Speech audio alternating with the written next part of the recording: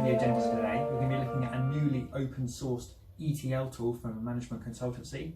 We're also going to be looking at what IBM are doing using machine learning to automatically create Wimbledon highlights.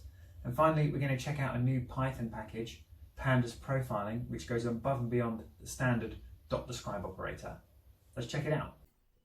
The management consultancy McKinsey has created their first ever open source ETL tool, so that's extract, transform and load, called Kedro, which is a Python-based pipeline, and McKinsey have been using this on apparently 50 of its own internal projects.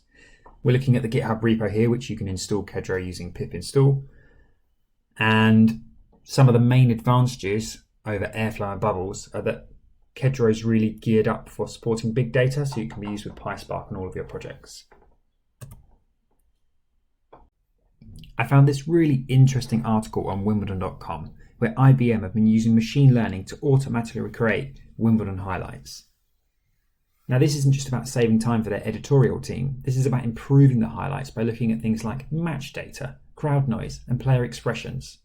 At the last tournament, they created 200 million video views without any human intervention, and this is up by 14.4 million views from the last tournament. It's a really interesting article and definitely worth a read. Okay, we've all heard of the Python package Pandas, but now there's Pandas profiling. Now, within Pandas, there's the .describe function, which is great, but a little basic for some serious exploratory data analysis. Pandas profiling gives us a lot more information in an interactive HTML file.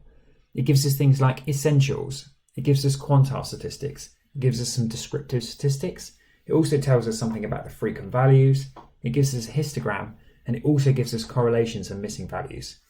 You can install it using pip install, and I recommend you check it out.